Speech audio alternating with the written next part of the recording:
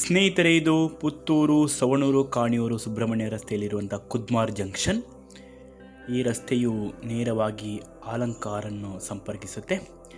ಸಂಪೂರ್ಣವಾಗಿ ಕೇಸರಿಮಯವಾಗಿದೆ ನೋಡಿ. ರಸ್ತೆಯ ಎರಡು ಭಾಗಗಳಲ್ಲಿ ಬ್ಯಾನರ್ಗಳು ಹಾಗೆ ಬಂಟಿಂಗ್ಸ್ಗಳನ್ನು ನೋಡ್ಬೋದು.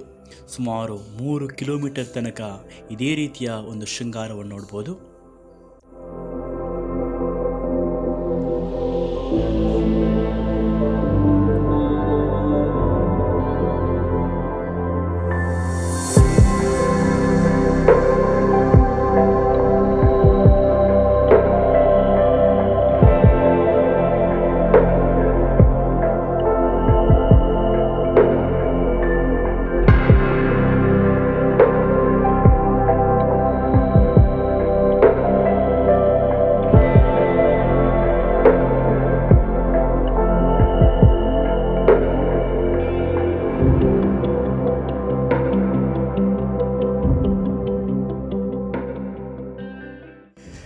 ಇದು ಆಲಂಕಾರು ಪೇಟೆ. ಸಂಪೂರ್ಣವಾಗಿ ವಿದ್ಯುತ್ ದೀಪಗಳಿಂದ ಜಗಮಗಿಸ್ತಾ ಇದೆ.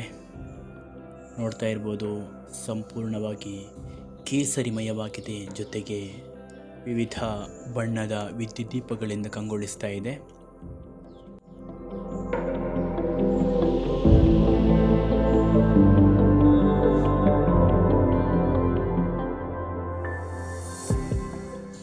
ಈ ರಸ್ತೆಯ ಮೂಲಕವಾಗಿ ಹಗಲು ಹೋಗಿದ್ದೆ, ಆದರೆ ರಾತ್ರಿಯ ಸಂದರ್ಭದಲ್ಲಿ ಇನ್ನಷ್ಟು ಕೂಡ ಸೌಂದರ್ಯವನ್ನು ಕಾಣಬಹುದು ಅನ್ನುವಂಥ ದೃಷ್ಟಿಯಿಂದ ರಾತ್ರಿಯ ವಿದ್ಯುತ್ ದೀಪಗಳನ್ನು ವಿಡಿಯೋ ಮಾಡುವಂಥ ನಿರ್ಧಾರ ಮಾಡಿದ್ದೆ.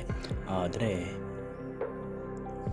ಜೋರಾಗಿ ಬೀಸಿದಂಥ ಗಾಳಿ ಹಾಗೂ ಮಳೆಗೆ ಸಾಕಷ್ಟು ದ್ವಾರಗಳು, ಬ್ಯಾನರ್ಸ್ಗಳೆಲ್ಲ ನೆಲಸಮವಾಗಿದೆ. ಕೆಲವು ದ್ವಾರಗಳು ಹಾಗೆ ಬಂಟಿಂಗ್ಸ್ಗಳು ಉಳಿದುಕೊಂಡಿವೆ. ಆದರೂ ಊರವರ ಸಹಕಾರ ಹಾಗೂ ಸ್ವಯಂ ಸೇವಕರ ಸಹಕಾರದಿಂದ ಮತ್ತೆ ಅದೇ ಸೌಂದರ್ಯವನ್ನು ಮರುಜೋಡಿಸುವಂಥ ಕೆಲಸ ಕಾರ್ಯಗಳು ಬಹಳಷ್ಟು ತ್ವರಿತಗತಿಯಲ್ಲಿ ಸಾಗಿದೆ.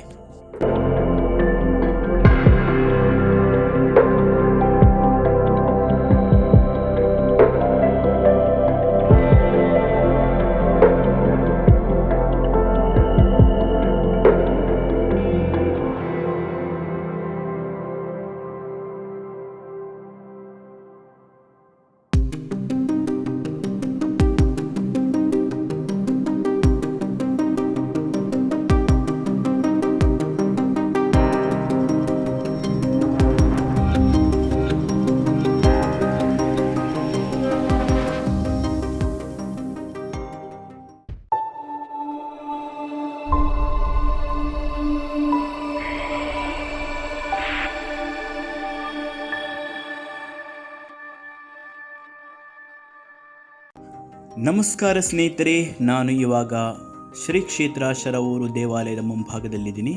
ಮೊದಲು ನಾನು ದೇವಾಲಯ ನಿರ್ಮಾಣ ಹಂತದ ಕೆಲಸ ಕಾರ್ಯಗಳ ಬಗ್ಗೆ ವಿಡಿಯೋ ಮಾಡಿದ್ದೆ. ಇವಾಗ ಕೆಲಸ ಕಾರ್ಯಗಳು ಮುಗಿದು ಬಹಳ ವಿಜೃಂಭಣೆಯಿಂದ ಬ್ರಹ್ಮಕಲಶೋತ್ಸವ ನಡೀತಾ ಇದೆ.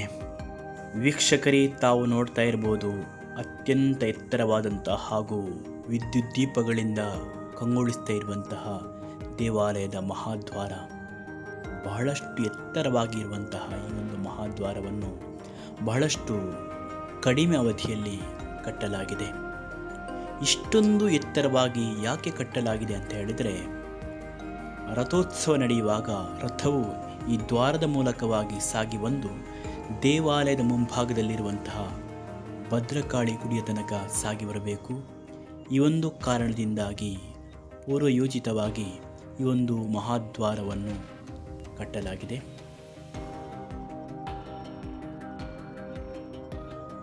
ಇದು ದೇವಾಲಯದ ಸ್ವಾಗತ ಗೋಪುರವನ್ನು ಪ್ರವೇಶ ಮಾಡಿ ಮೆಟ್ಟಿಲುಗಳ ಮೂಲಕವಾಗಿ ಕೆಳಗೆ ಇಳಿದುಕೊಂಡು ಹೋದಾಗ ನಮಗೆ ಸ್ವಾಗತ ಕೋರುವಂಥದ್ದು ದೇವಾಲಯದ ಏಕಶಿಲಾ ಧ್ವಜಸ್ತಂಭ. ನೀವು ನೋಡ್ತಾ ಇರ್ಬೋದು, ಬಹಳಷ್ಟು ಎತ್ತರವಾಗಿರುವಂಥ ಏಕಶಿಲಾ ಧ್ವಜಸ್ತಂಭ.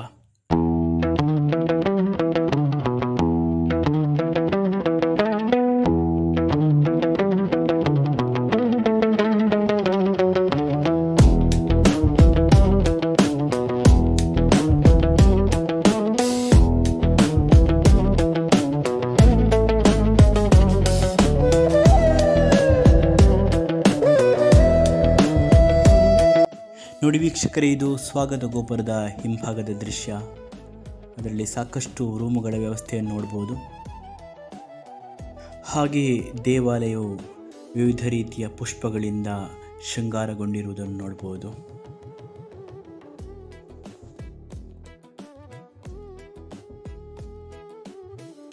ದೇವಾಲಯಕ್ಕೆ ಪ್ರವೇಶವಾಗುತ್ತಿದ್ದಂತೆ ಮೇಲೆ ಸೀಲಿಂಗಲ್ಲಿ ಮರದ ವಿವಿಧ ಕೆತ್ತನೆಗಳನ್ನು ಕಾಣಬಹುದು.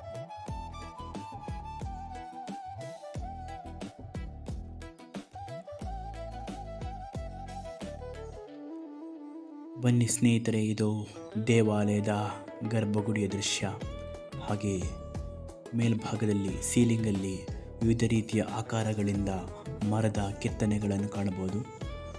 ಹಾಗೆಯೇ ದೇವಾಲಯವನ್ನು ಸಂಪೂರ್ಣವಾಗಿ ಪುಷ್ಪಗಳಿಂದ ಅಲಂಕೃತಗೊಳಿಸಲಾಗಿದೆ.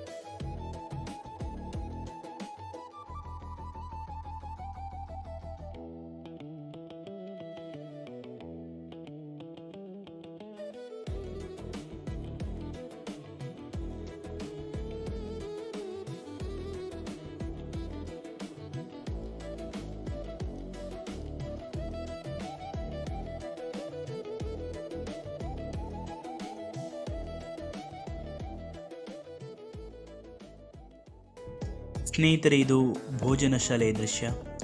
ದೇವಾಲಯಕ್ಕೆ ಪ್ರವೇಶವಾಗುತ್ತಿದ್ದಂತೆ ಬಲಭಾಗದಲ್ಲಿ ಹೋಗಿರುವಂಥ ರಸ್ತೆ ಮೂಲಕವಾಗಿ ಸ್ವಲ್ಪ ದೂರ ಸಾಗಿದಾಗ ಸಿಗುವಂಥ ಒಂದು ಭೋಜನ ಶಾಲೆ. ಒಂದು ವಿಸ್ತಾರವಾದಂತಹ ಗದ್ದೆಯಲ್ಲಿ ನಿರ್ಮಾಣಗೊಂಡಿರುವಂತಹ ಭೋಜನ ಶಾಲೆ. ಬಹಳ ಸುವ್ಯವಸ್ಥಿತವಾದಂತಹ ರೀತಿಯಲ್ಲಿ ಈ ಒಂದು ಭೋಜನ ಶಾಲೆಯನ್ನು ನಿರ್ಮಾಣ ಮಾಡಲಾಗಿದೆ. ಎಷ್ಟೇ ಭಕ್ತಾಭಿಮಾನಿಗಳು ಬಂದರೂ ಕೂಡ ಯಾವುದೇ ರೀತಿಯ ರಶ್ ಆಗದಂತೆ ಬಂದ ತಕ್ಷಣವೇ ಅವರಿಗೆ ಊಟ ಸಿಗುವಂಥ ವ್ಯವಸ್ಥೆಯನ್ನು ಮಾಡಲಾಗಿದೆ. ಕಾಯುವಂಥ ಪ್ರಸಂಗವೇ ಇಲ್ಲ. ಎಷ್ಟೇ ಜನ ಬಂದರೂ ಕೂಡ ಬೇರೆ ಬೇರೆ ರೀತಿಯ ಕೌಂಟರನ್ನು ಮಾಡಲಾಗಿದೆ. ಬ್ರಹ್ಮಕಲಶವು ಆರಂಭಗೊಂಡಂದಿನಿಂದ ನಿರಂತರವಾಗಿ ಅನ್ನದಾನದ ವ್ಯವಸ್ಥೆಯನ್ನು ಮಾಡಲಾಗ್ತಾ ಇದೆ. ಅದಲ್ಲದೆ ಬೆಳಗ್ಗೆ ಮತ್ತು ಸಂಜೆಯ ಉಪಹಾರದ ವ್ಯವಸ್ಥೆಯನ್ನು ಕೂಡ ನಿರಂತರವಾಗಿ ಮಾಡಲಾಗ್ತಾ ಇದೆ. ಇಲ್ಲಿ ಯಾವುದೇ ರೀತಿಯ ಗೊಂದಲ ಇಲ್ಲದೆ ನಿರಂತರವಾಗಿ ನಡೀತಾ ಇದೆ. ಅತ್ಯಂತ ರುಚಿಯಾದಂಥ ಭೋಜನದ ವ್ಯವಸ್ಥೆಯನ್ನು ಕೂಡ ಮಾಡಲಾಗ್ತಾ ಇದೆ.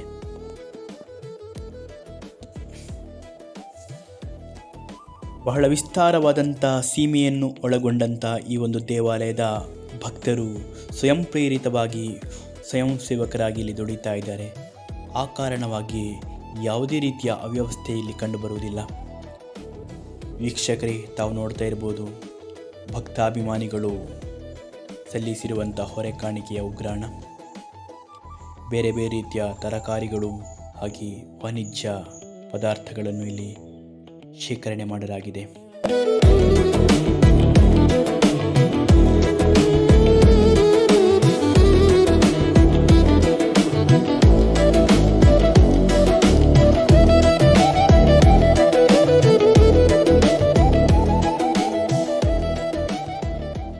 ಸ್ನೇಹಿತರೆ, ಈ ಒಂದು ಪುಣ್ಯ ಕಾರ್ಯದಲ್ಲಿ ನಾವೆಲ್ಲರೂ ಭಾಗಿಗಳಾಗಿದ್ದೇವೆ ಅನ್ನುವುದೇ ಖುಷಿ ಪಡುವಂಥ ವಿಚಾರ.